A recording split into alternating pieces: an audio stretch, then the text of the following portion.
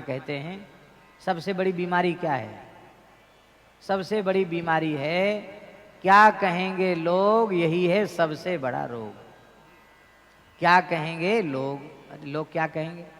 लोग तो कुछ ना कुछ कहेंगे, कहने का उनका स्वभाव है। शंकर जी ने पार्वती जी से कहा कि पार्वती जी क्या कहेंगे लोग, यही है सबसे बड़ा रोग, और इस यही रोग है भवरोग। पार्वती जी बोली बात तो आप ठीक है, आप ठीक ही कह रहे हैं, पर एक बात है। क्या? कहते भाई संसार में रहते तो संसार का भी थोड़ा ध्यान रखना पड़ेगा कि नहीं? संसार से बाहर तो नहीं है, हैं तो संसार में ही, तो थोड़ा संसार का भी तो ध्यान रखना पड़ेगा कि नहीं? तो शंकर जी ने नंदीश्वर से कहा कि तुम तो बन जाओ घोड़ा। नंदीश्वर तुरंत अश्व बन गए, घोड़ा बन गए। अब भगवान शंकर बने ब्राह्मण, पार्वती जी बन गई ब्राह्मणी, और गणेश जी बन गए ब्राह्मण पुत्र, और तीनों बैठकर नंदीश्वर घोड़ा हो गए और बस ये तीनों बदल गए। वहां बदलने के लिए कोई कपड़ा लत्ता थोड़ी पहनना पड़ा, संकल्प किया, बदल गए। बोले अब देखो संसार को दिखा रहे हैं तुमको। जैसे ही चले एक गांव मिला, लोग कहने लगे रे राम राम, कितने निर्दय लोग हैं। एक घोड़े पर तीन तीन सवार हैं, पुरुष भी बहुत हृष्ट पुष्ट है और इसकी स्त्री भी कम कमजोर नहीं है, वो भी खूब तगड़ी है। और बच्चा देखने में, बच्चा पेट देखो इसका कितना बड़ा है, लंबोदर तो ही है गणेश जी। ये देखने में बालक है, वजन में बालक नहीं, वजन तो पूरा मारा पूरा बहुत वजनदार है। ये भी एक बड़े आदमी से कम वजन नहीं है इसमें।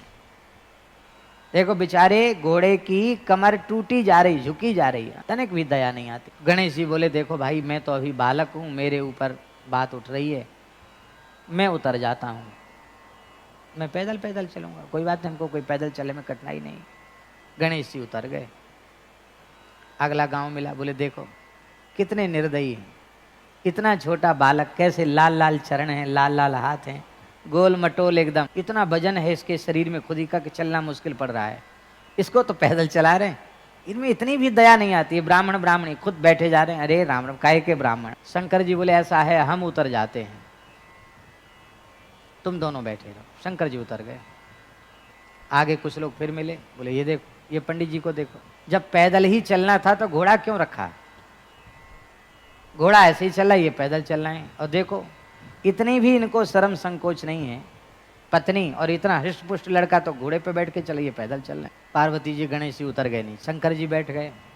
आगे कुछ लोग फिर मिले, उन्होंने कहा देखो तो सही, ये ब्राह्मण तो है, ब्राह्मण में तो दया होनी चाहिए, इसमें बिल्कुल दया नहीं है। कितनी सुंदर सुकोमला पत्नी है, ब्राह्मणी है, पुत्र है, वो तो पैदल चल रहे हैं, ये बैठ के चल रहे हैं आराम से। इनको इतना भी लोग ये नहीं समझते कि क्या कहेंगे लोग। शंकर जी बोले हम भी उतर जाते, शंकर जी भी उतर गए। अब नंदीश्वर घोड़ा के रूप में वो ऐसे ऐसे चल रहे हैं, आगे आगे वो तीनों पीछे पीछे चल रहे हैं। तब से लोग बड़ी जोर से हंसे, बोले भाई संसार में बहुत लोग बुद्धिहीन देखे पर ऐसे नहीं देखे, इतना सुंदर हृष्ट पुष्ट घोड़ा और तीनों को तीनों पैदल चले जा रहे हैं। काहे को घोड़ा रखा? जब खाली घास खिलाने के लिए, दाना खिलाने के लिए घोड़ा रखा है। जैसे ही आगे बढ़े, आगे बढ़ के गणेश जी, पार्वती जी, शंकर जी, नंदीश्वर जी चारों खूब हंसे। बोले संसार के तो कहने का स्वभाव, कुछ भी कहोगे करोगे कुछ ना कुछ कहेंगे,